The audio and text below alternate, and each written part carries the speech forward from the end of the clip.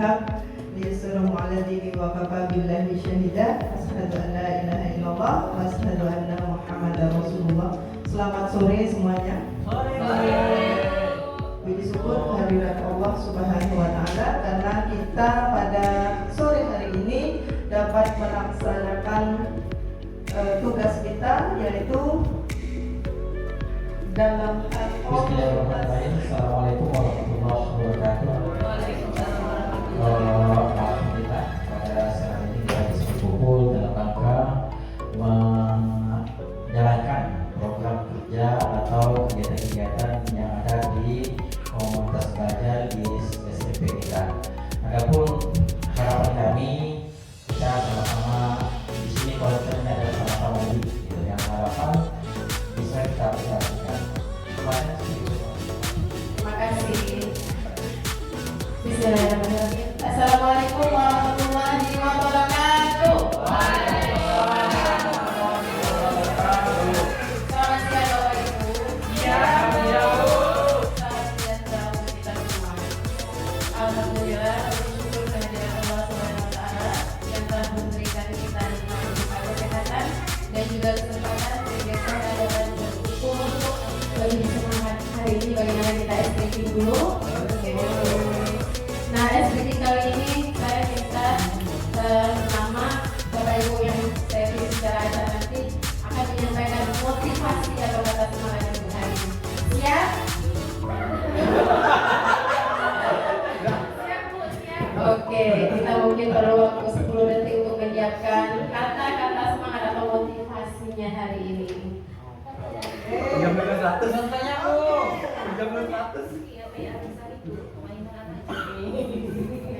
Nama siapakah yang terpilih? Nama Pak Tony. Satu kalimat untuk semangat pada sore hari ini.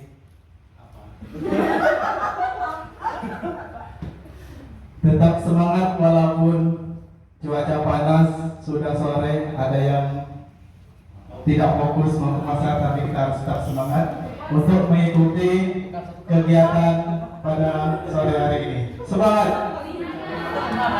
Terima kasih. Mana teman-teman? Satu lagi kayaknya ya Pak.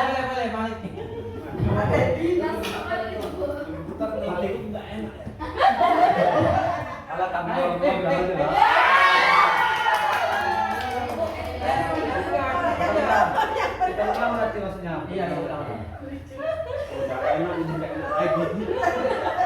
Kita lanjut. Siapakah lagi?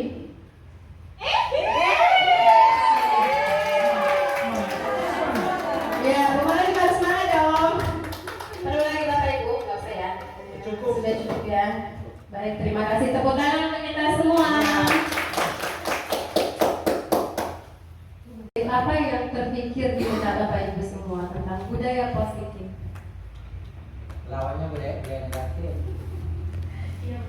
Ya, apa hal yang tergambar dari kata budaya? Ciri khasnya. Ya, baik, bagus Ibu Tina. Ya, Bapak. Menimbulkan hal-hal yang baik. Menimbulkan hal-hal yang baik. Nah, bagus sekali ya. Terima kasih Bu Tina dan Pak. Hal yang baik. Nah, bagus sekali ya. Terima kasih Bu Tina dan Pak Yatno. Nah, budaya positif ini merupakan kebiasaan-kebiasaan baik ya untuk mewujudkan merdeka belajar sesuai profil pelajar Pancasila. Jadi ada perubahan paradigma belajar, ada konsep disiplin positif, kemudian nilai-nilai kebajikan, kebutuhan dasar manusia, motivasi perilaku manusia, dan posisi kontrol guru, keyakinan kelas, segitiga restitusi. Ini hal-hal yang akan saya jelaskan nanti ya Bapak Ibu.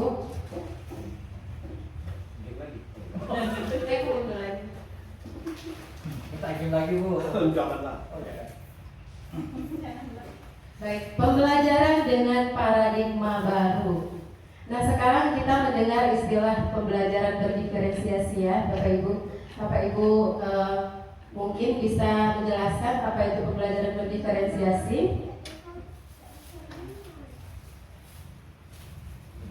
Ada Bapak Ibu? Terima kasih belum bisa menjawab. Ya, Pak Yatno. Mungkin ini yang pernah dengar aja kan. Iya. Jika berdiferensiasi itu maksudnya pembelajaran yang sesuai dengan kemampuan anak. Oke, bagus, mantap sekali. Sesuai kebutuhan peserta didik kita ya Bapak Ibu. Jadi dalam perubahan paradigma ini tentu beda waktu kita belajar ketika SD, SMP, SMA dengan pembelajaran anak-anak sekarang. Beda nggak kira-kira Bapak Ibu? Beda. Ya, berbeda. Kalau di zaman dahulu kita belajar mungkin satu-satunya sumber adalah guru dan ada buku paket mungkin satu ya. Tapi kalau sekarang guru bukan lagi satu-satunya sumber belajar. Namun ada beberapa banyak media sumber belajar seperti internet ya, serta didik yang bisa kita gunakan sekarang. Nah, kita masuk ke dalam disiplin positif. Jika mendengar kata disiplin, apa yang tersirat? Apa yang bisa kita gambarkan dari kata positif? Disiplin. Harus mengikuti aturan. Baik, harus mengikuti aturan. Nah, sebenarnya disiplin itu berasal dari kata disiplin yang artinya belajar. Jadi kalau kita selama ini menganggap disiplin itu adalah memenuhi atau mentaati aturan, karena disiplin di situ adalah belajar. Bagaimana kita memunculkan motivasi intrinsik dalam diri peserta didik atau dalam diri kita sendiri sebagai guru. Disiplin positif merupakan salah satu cara penerapan yang bertujuan untuk menumbuhkan kesadaran serta memberdayakan peserta didik tanpa imbalan penghargaan atau reward, ancaman atau hukuman. Jadi misalnya seperti ini, saya contohkan, misalnya Bapak Ibu datang ke sekolah pagi-pagi, itu motivasi dalam dirinya apa sebenarnya? Misalnya yang pertama, bagaimana kita ingin dapat ujian, kita juga harus mendisiplinkan diri kita sendiri. Yang berasal dari hati nurani yang motivasi sendiri kita, tanggung jawab kita sebagai seorang guru. Sama halnya, apa motivasi kita mengikuti Kombel?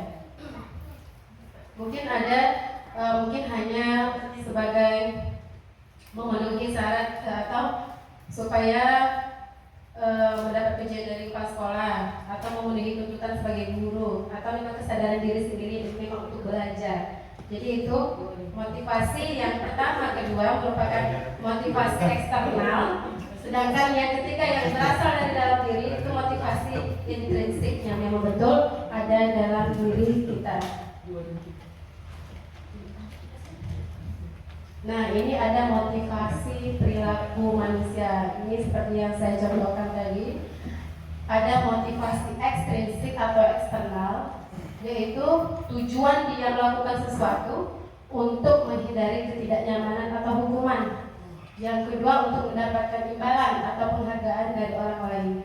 Nah, sedangkan motivasi yang harus kita tanamkan dalam diri kita, yang itu sudah menjadi ya, kita lanjut. Ada kebutuhan dasar manusia. Ya, kebutuhan dasar manusia adalah segala sesuatu yang kita lakukan untuk mendapatkan apa yang kita inginkan. Seluruh tindakan yang kita lakukan memiliki tujuan tertentu, dan semua usaha terbaik yang kita lakukan adalah dalam rangka agar kebutuhan dasar kita terpenuhi dengan baik. Apa kebutuhan dasar manusia itu, Bapak Ibu? Apa saja kebutuhan dasar manusia? Ada kebutuhan bertahan hidup, ya, makanan, pakaian, tempat tinggal, keamanan, dan kesehatan. Nah, jadi maksudnya di sini, dengan kita mengetahui 5 kebutuhan dasar manusia, ketika ada salah satu murid kita yang bermasalah, kita tidak boleh langsung menjudge, ya, memvonis. Kita harus tahu kebutuhan dasar. Kenapa nak kamu terlambat? Saya mengantuk, Bu. Berarti kebutuhan dasarnya untuk tidur belum tercukupi. Nah, nanti tindakan yang akan kita lakukan adalah dengan langkah-langkah segitiga restitusi. Mungkin nanti akan dijelaskan di slide berikutnya. Dan kemudian ada kasih sayang dan rasa diterima. Ya, rasa diterima, dipedulikan, berbagi, kerjasama, menjadi bagian dalam kelompok. Jadi ada peserta didik kita yang memang dia pengen caper, pengen diperhatiin. Kan ada ya begitu, dia membuat perilaku atau ulah supaya minta diperhatikan. Ini mungkin kebutuhan dasarnya, kasih sayang dan rasa diterimanya mungkin kurang dari keluarga. Kemudian penguasaan ini ada harga diri, keinginan mereka untuk dianggap, memimpin atau berprestasi, diakui dan didengar. Mereka terkadang dalam waktu kita pembelajaran ada yang pengen dia aja yang tampil. Saya bu, nah, ini kebutuhannya adalah penguasaan. Kemudian kebebasan. Ada perilaku mandiri, memiliki pilihan, mencoba hal baru, mampu mengendalikan arah dirinya. Jadi mereka terkadang ketika kita belajar di dalam kelas, mereka rasa bosan. Mereka pengen bebas. Kebutuhan dasarnya pengen kebebasan. Mungkin kita bisa selingi dengan game bermain di luar. Dan terakhir kesenangan. Ini ada hubungannya juga dengan kebebasan tadi. Ingin bermain, ada selera humornya, antusiasme dan tertawa. Inilah kebutuhan dasar setiap individu. Nah, ini ada posisi kontrol. 5 posisi kontrol guru. Sebelum saya menjelaskan posisi kontrol guru, kira-kira yang bisa mengontrol diri kita siapa Bapak Ibu? Diri sendiri. Diri kita sendiri. Mungkin di sini ada yang pengen jadi model di depan. Model. Ya, silakan Pak Malik, Pak Malik dulu. Saya foto satu model lagi lah. 2 orang. Pak Yatno lah. Pak Yatno, silakan Pak Yatno. Pak Yatno tunjuk tuh. Pak Yatno, masuk yuk, itu Pak Yatno.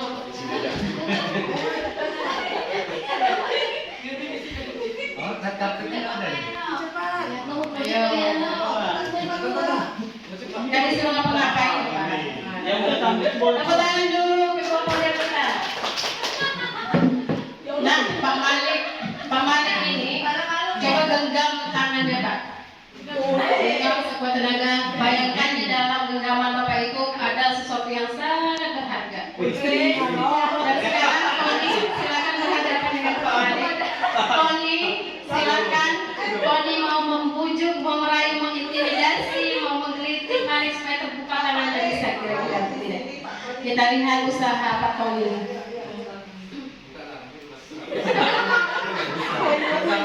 Itu sangat berharga sekali. Satu beton. Sangat berarti di hidupku.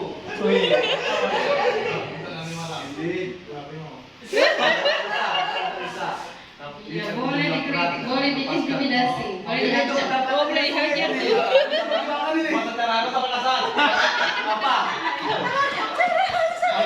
Apa? Siap untuk bertahankan ini saya siap. Iya. Masih ada usahanya. Sudah menyerah? Baik, terima kasih. Tepuk tangan dulu untuk Pak Mari dan Pak Tony. Baik. Iya. Genggaman yang ada di dalam barang yang ada dalam genggaman Pak Mari ini tidak mudah untuk dilepas. Bagaimanapun caranya Pak Tony berupaya untuk membujuk, merayu, bahkan mengancam, kemudian mungkin menggelitik, tapi tetap Pak Malik tidak membuka genggamannya. Ini artinya apa? Siapa yang mengontrol diri kita? Diri kita sendiri. Oke, terima kasih. Silakan. Oke, di antara kelima posisi kontrol tersebut, Bapak Ibu pernah menjadi posisi kontrol seperti apa? Apakah penghukum? Apakah pembuat merasa bersalah? Atau sebagai teman? Pemantau atau manajer? Semua. Kalau saya terus terang pernah penghukum, pernah pembuat merasa bersalah, pernah teman, pemantau juga. Karena sistem kita, sekolah kita ini poin ya. Poin, kalau misalnya kamu terlalu poinnya sekian untuk memantau. Kemudian ada lagi yang paling ideal adalah posisi kontrol manajer. Meskipun kita guru, tapi kita punya posisi kontrol sebagai manajer. Nah, ini ada sebuah kasus perumpamaan siswa tidak memakai atribut lengkap saat upacara bendera. Nah, pada posisi kontrol kita menghukum, kita akan meminta atau menyuruh peserta didik kita hormat pada bendera selama 1 jam. Nah, ini posisi kontrol sebagai penghukum. Dengan kasus yang sama, kalau pembuat merasa bersalah, statement yang digunakan biasanya berapa kali ibu harus beritahu kamu selalu aja mengecewakan ibu. Itu misalnya, atau mungkin misalnya ibu kecewa sekali sama kamu gak kasihan ya sama ibu, nanti ibu dimarahin pas sekolah gara-gara kamu. Misalnya, itu membuat merasa bersalah. Kemudian kalau untuk teman, ayo dong ikuti aturan sekolah, tolong bantu ibu ya sekali ini. Ya udah, nggak apa-apa. Lain kali jangan sampai berbuat seperti ini lagi ya. Mungkin Bapak Ibu pernah ya di posisi ini. Kemudian yang terakhir, yang keempat, sebagai pemantau. Kamu udah melanggar peraturan sekolah, kamu tahu kan konsekuensinya. Setelah upacara, kamu beli atributnya ke koperasi dan jangan diulangi lagi ya. Nah, ini pemantau. Yang paling ideal adalah posisi control manager. Posisi manajer ini kita menggiring anak supaya mereka lebih tahu tanggung jawab atau tahu keyakinan atau kebajikan universal. Seperti statementnya, apakah kamu tahu kesalahanmu? Kira-kira bagaimana kalau kamu perbaiki kesalahan? Bagaimana cara kamu perbaiki kesalahan kamu? Ini contoh posisi manajer. Rasa bersalah. Kamu tidak pernah benar-benar melakukannya. Pemantau.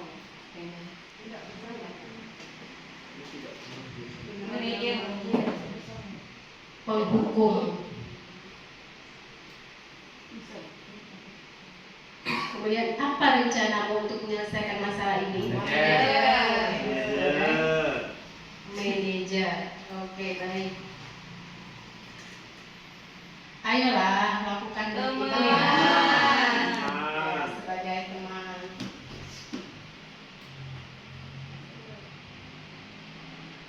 Kamu tidak pernah mendapat nilai jika tidak mengerjakan tugas. Kamu tidak akan pernah mendapat nilai jika tidak mengerjakan tugas. Berarti ada konsekuensinya. Penghukum dengan pemantau agak beda tipis ya. Ya, pemantau. Jadi itulah posisi kontrol yang ada pada tiap guru ya. Mungkin kita kembalikan kepada Bapak Ibu guru semua. Kira-kira posisi kontrol mana yang terbaik buat Bapak Ibu? Oke. Di sini kita nanti akan membuat keyakinan kelas. Keyakinan kelas, pernah dengar keyakinan kelas Bapak Ibu? Biasanya kesepakatannya atau peraturan kelas. Apa bedanya kira-kira?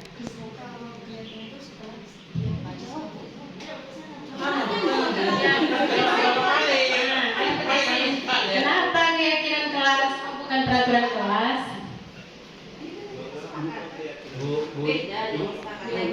Ya silakan kasih ini. Kenapa di kamera?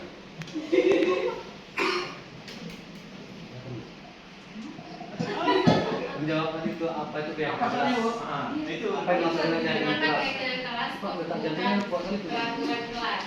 Apa yang maksudnya keyakinan kelas? Mungkin ini Bapak Ibu wali kelas nggak pernah buat ya kesepakatan. Nah, kesepakatan kelas sama peraturan atau keyakinan. Yang sudah dilakukan ya kesepakatan saja. Apa bedanya kesepakatan? Keyakinan itu akan bersama dengan kesepakatan. Apa bedanya kesepakatan dengan peraturan?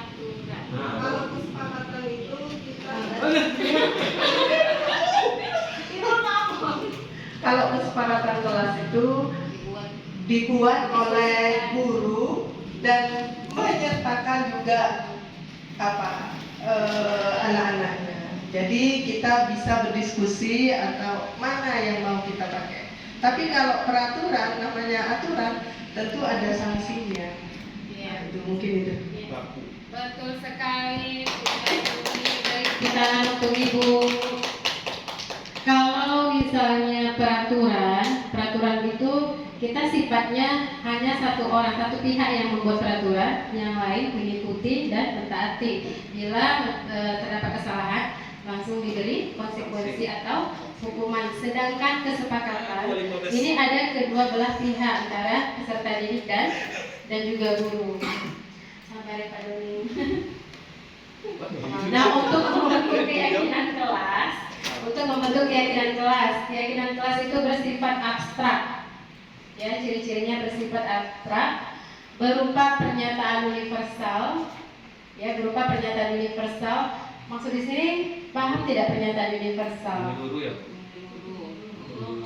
Ya, secara umum, secara global. Misalnya, Bapak Ibu pernah buat kesepakatan kelas dengan peserta didiknya. Apa kira-kira kesepakatan kelas kita, Nak? Ayo.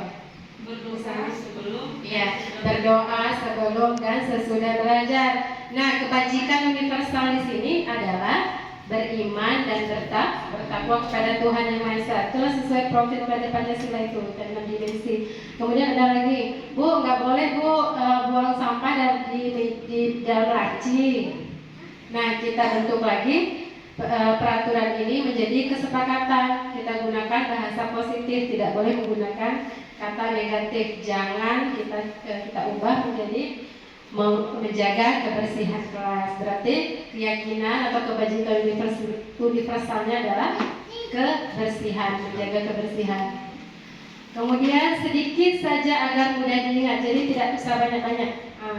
Terus sesuai dengan kondisi kelas dan sekolah sehingga mudah diterapkan.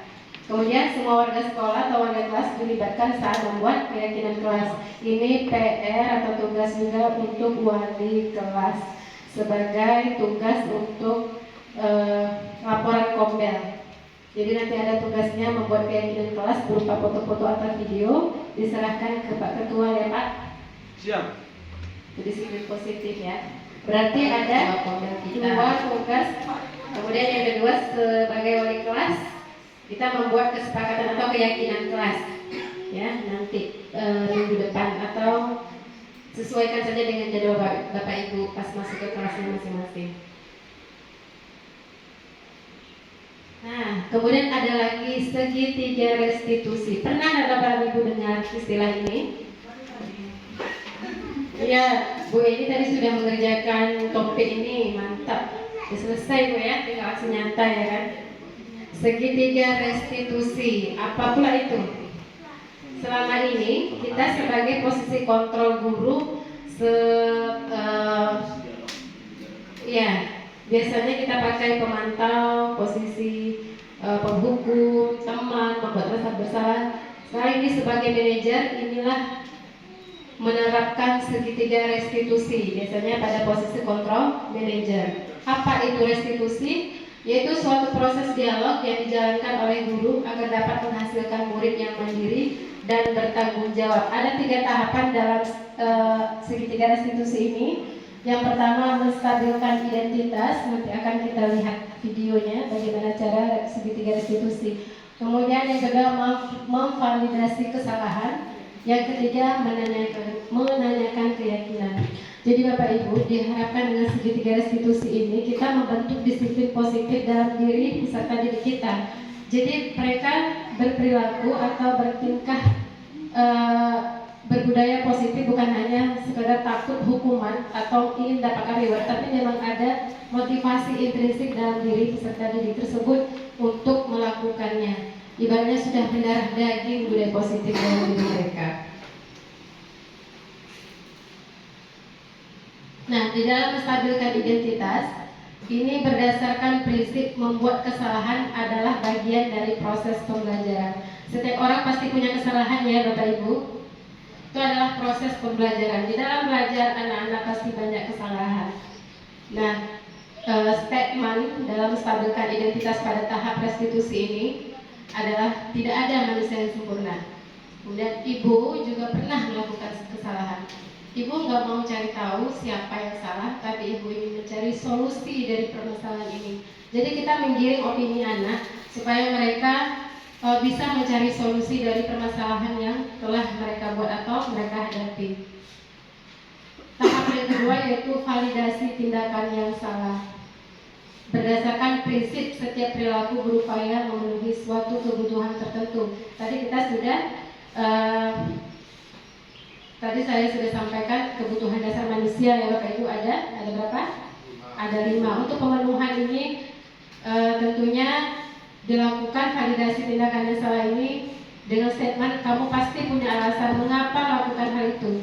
Nah, berdasarkan kebutuhan dasar manusia itu tadi. Kemudian kamu melakukannya karena mempertahankan sesuatu yang penting bagimu. Misalnya contoh statementnya. Dan terakhir adalah berdasarkan prinsip teori kontrol bahwa pada dasarnya kita termotivasi secara intrinsik. Ini menanyakan keyakinan yang sudah kita buat di dalam kelas tadi, kita tanyakan kembali setelah 2 tahapan tadi. Yang terakhir adalah menanyakan keyakinan. Apa kira-kira keyakinan kelas kita? Kira-kira kamu sudah melanggar keyakinan kelas yang mana? Seperti apa gambaran sebuah kelas yang ideal menurut kamu? Kamu ingin menjadi seperti apa? Nah, inilah statement dalam posisi kontrol manager, yaitu menerapkan segitiga restitusi. Mungkin nanti akan kita coba terapkan ya Bapak Ibu terhadap anak yang bermasalah. Bagaimana memunculkan motivasi intrinsik dalam diri mereka.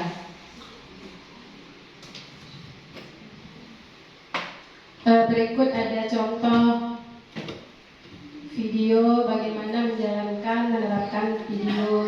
menerapkan restitusi, segitiga restitusi. Oh begitu, pasti kamu berbuat seperti itu ada alasannya ya? Iya, masa saya diam saja, saya kan sudah sama-sama. Baik, itu adalah contoh penerapan segitiga restitusi ya Bapak Ibu. Mungkin nanti bisa kita terapkan terhadap peserta didik dengan anak bermasalah ya. Tergantung sebenarnya seberapa efektif bagaimana kita menyampaikan dengan anak. Mungkin sampai di sini ada pertanyaan Bapak Ibu? Tidak ya, paham ya? Paham. Saya senang yang murid SMP 16 ini selalu semangat. Siapa kita?